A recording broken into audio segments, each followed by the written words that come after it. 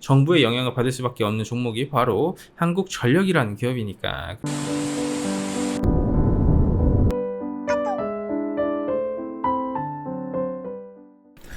안녕하세요. 반갑습니다. 허브경제TV의 한성욱입니다. 금일 같이 한번 살펴볼 종목은 한국전력이고요. 종목 코드 번호 015760입니다.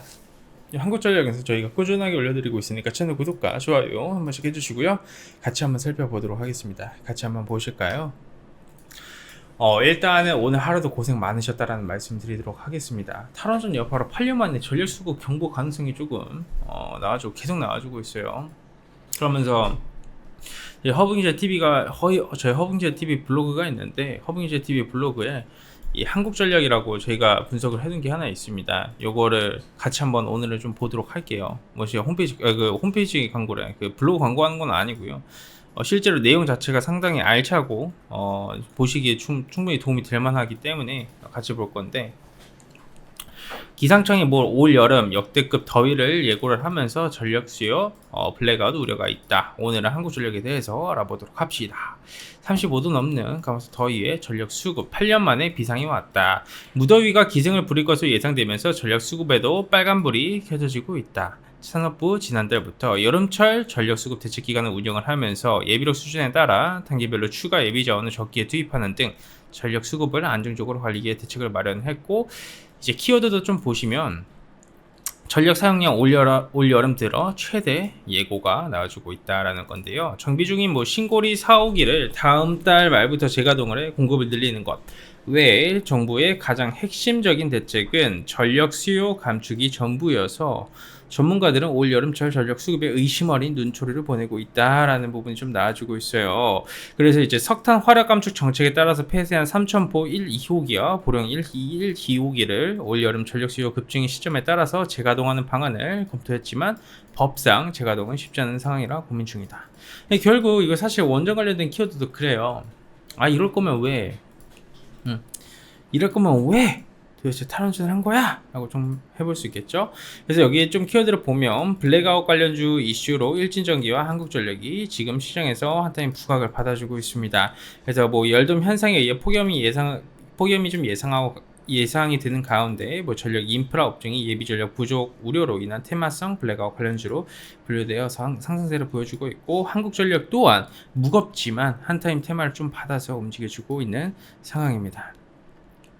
그래서 한국전력도 마찬가지예요. 신재생 에너지 확대 시 태양광, 풍력 등 발전 설비보다 송배전 전력기기 등 전력 인프라가 우선이고, 이 전력 인프라 산업 내 경쟁 강도는 높지 않고 이미 규모의 경제를 이루고 있기 때문에 장기적인 매출 성장과 이익 성장이 기대가 된다. 그래서 이런 키워드도 좀 한번 보시면 될 것 같고요. 빨간 표시 좀 해놨는데 상당히 중요한 키포인트입니다.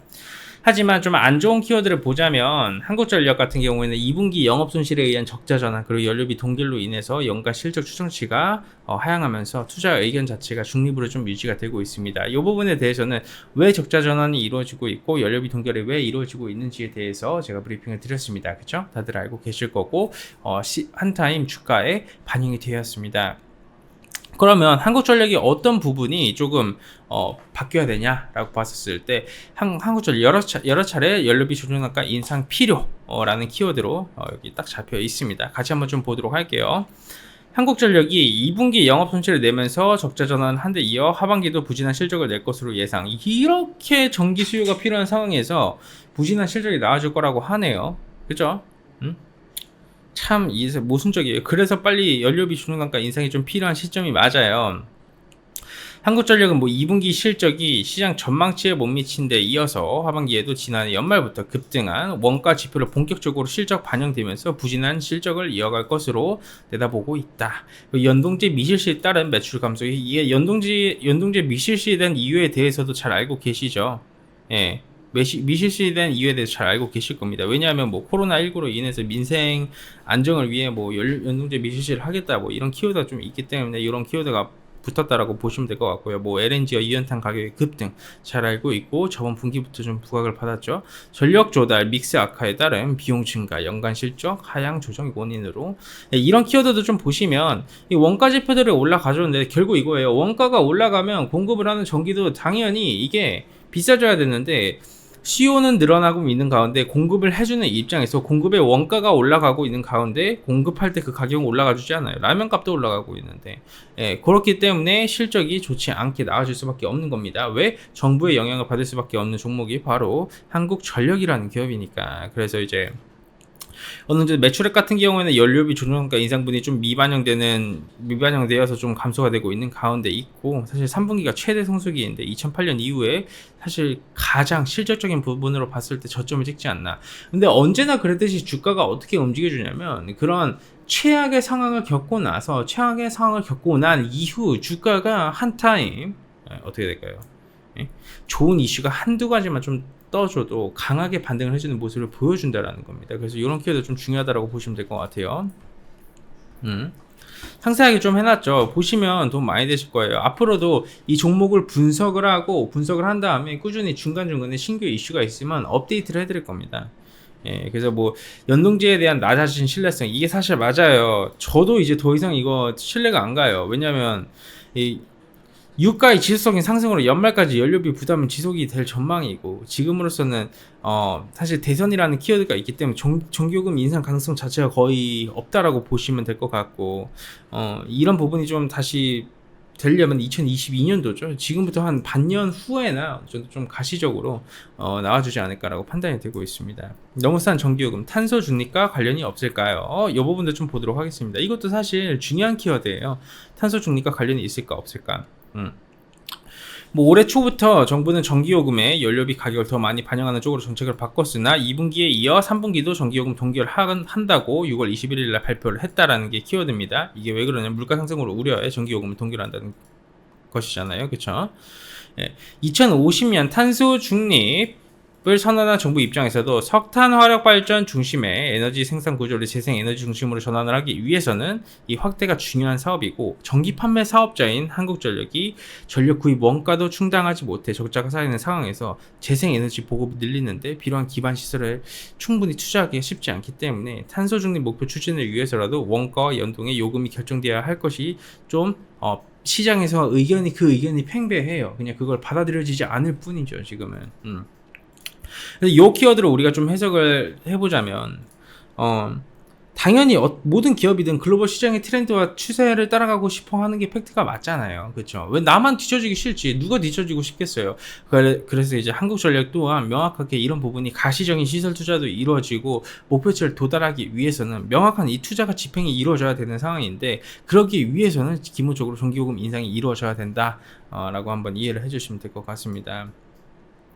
그래서 한국전력은 탄소 중립을 위해 지금 조직 개편도 단행을 하고 있고 계속해서 나와주고 있잖아요. 누구 바뀌고 이런 키워드가 나와주는 이유 중 하나도 결과적으로 이 고여져 있는 이 고인물의 인력진들을 다 바꾸는 거예요.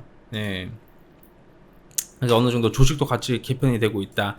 그래서 여러 가지 방금 우리가 실질적인 이슈도 봤고, 현재 이슈가 되는 키워드도 봤고, 실질적인 이슈도 봤고요. 앞으로의 방향성도 봤고, 지금으로서는 그럼 기업 내부적으로 어떻게 이루어지고 있는지, 조직 개편도 이루어지고 있다는 키워드도 같이 봤습니다.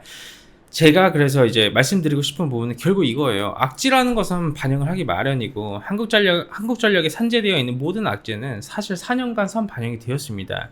이제는 어떻게 바닥을 잡고 올라가 줘야 되는 좀 중요한 시기이고, 모두가 좀 아니라고 외칠 때 사실 과감하게 도전한 이들만 수익을 저는 챙길 수 있다고 생각을 해요. 제 영상 보시면 아시겠지만 제가 부동산보다는 한국전력이다 라는 말씀 좀 드렸어요. 근데 그거는 제가 거짓말이 아니라 진심입니다. 그렇기 때문에 우리 많은 주주분들께서도 투자하실 때 한국전력 요 정도 키워드는 우리가 체크하면서 매매 한번 해보자 라고 이해를 해주시면 될 것 같습니다. 자, 좋습니다. 오늘 깔끔하게 한국전력 영상 요 정도까지만 해드렸어요. 저희가 블로그에 상당히 깔끔하게 정리를 해놨죠. 그래서 이런 부분을 보여드리고 싶었어요. 영상을 보시면서 그냥 한번 보고 쓱 지나가면 공부가 안 되실 수 있어가지고 저희가 블로그에도 자료가 다 올려놨으니까 보셔서 많은 도움 받아가시기 바라도록 하겠습니다.